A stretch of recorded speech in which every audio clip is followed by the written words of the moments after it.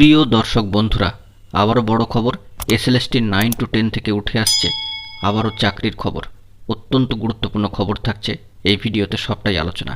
বন্ধুরা, তাই ভিডিওটিকে শেষ পর্যন্ত দেখে নেওয়ার প্রয়োজনীয়তা রয়েছে ও চ্যানেলটিকে এখনই সাবস্ক্রাইব করে নিয়ে সঙ্গে থাকুন। এই মুহূর্তের সবথেকে বড় খবর, আবারও কিন্তু চাকরি হলো এসএলএসটি 9 to 10 থেকে।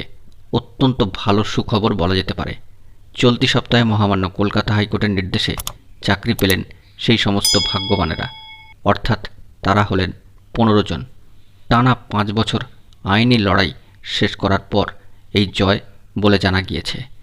বন্ধুরা, গুরুত্বপূর্ণ এই সমস্ত প্রার্থীদের অর্থাৎ 15 জনের হাতে নিয়োগপত্র তুলে দিল মধ্যশিক্ষা পর্ষদ, এমনটাই কিন্তু সামাজিক গণমাধ্যম সূত্রের খবরে উঠে আসছে।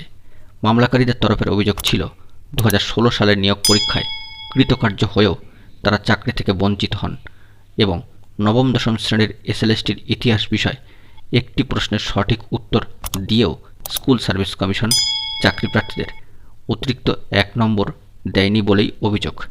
পরে এই কারণে অর্থাৎ এই ইস্যুতে মহামান্য কলকাতা হাইকোর্টে মামলা দায়ের হয়েছিল এবং যার তদন্ত করেছে সিবিআই।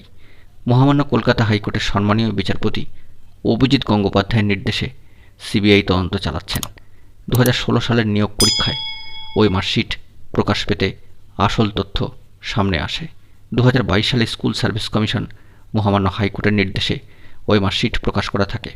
পরবর্তী সময়ে সম্মানীয় বিচারপতি অনিরুদ্ধ রায়ের নির্দেশে স্কুল সার্ভিস কমিশন এই শিক্ষকদের নিয়োগের জন্য যোগ্য বলে বিবেচিত করে এবং সুপারিশপত্র ইস্যু করেন। বর্তমানে 15 জনকে নিয়োগপত্র তুলে দেওয়া হয়েছে এবং মধ্যশিক্ষা পর্ষদকে আগামী 15 দিনের মধ্যে তাঁদের স্কুলে যোগদান করানোর নির্দেশ দিয়েছে মহামান্য হাইকোর্ট। চলতি সপ্তাহে এই মামলার শুনানি পর্বে আবেদনকারীদের আইনজীবী সম্মানীয় আশিস কুমার চৌধুরী মহাশয় এজলাসে জানান, স্কুল সার্ভিস কমিশনের প্রশ্ন ছিল গান্ধী আরোইন চুক্তি কখন সম্পাদিত হয়।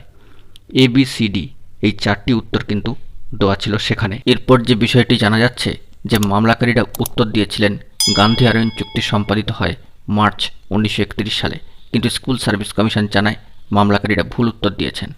পরেও তারা কখনোই মানতে চাননি যে মামলাকারীরা সঠিক উত্তর দিয়েছেন। গত 2016 সালের নিয়োগ পরীক্ষায় কৃতকার্য হয়েও স্কুল সার্ভিস কমিশনে চাকরি পাননি ওই 15 জন শিক্ষক। স্কুল সার্ভিস কমিশনে বারবার আবেদন করেও লাভ না হওয়ায় তারা হাইকোর্টের দ্বারস্থ হন।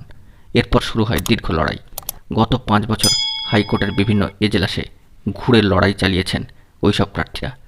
অবশেষে মহামান্য কলকাতা হাইকোর্টের সম্মানীয় বিচারপতি অনিরুদ্ধ রায়ের নির্দেশে স্কুল সার্ভিস কমিশন তাদেরকে নিয়োগের জন্য যোগ্য বলে বিবেচিত করে এবং সুপারিশপত্র দেন। মধ্যশিক্ষা পর্ষদের তরফ থেকে 15 জনকে নিয়োগপত্র তুলে দেওয়া হয় গত শুক্রবার, এমনটাই কিন্তু সামাজিক গণমাধ্যমের খবরে উঠে আসছে।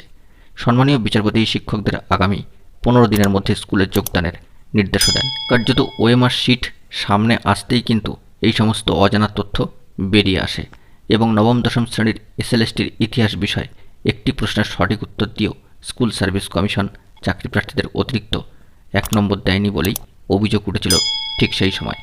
গত বছর ডিসেম্বরে স্কুল সার্ভিস কমিশন মহামান্য হাইকোর্টের নির্দেশে ওএমআর শিট প্রকাশ করেন।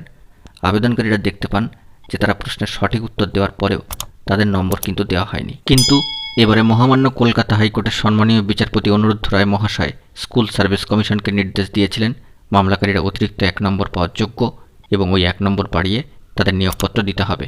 এরপর গত শুক্রবার তারা চাকরির নিয়োগপত্র পেলেন। অত্যন্ত ভালো খবর, ভাগ্য খুলল ওই 15 জন প্রার্থীর। বন্ধুরা, এখন এটুকুই। সকলে ভালো থাকবেন এবং অবশ্যই এখনই চ্যানেলটিকে সাবস্ক্রাইব করে নিয়ে সঙ্গে থাকবেন। ধন্যবাদ।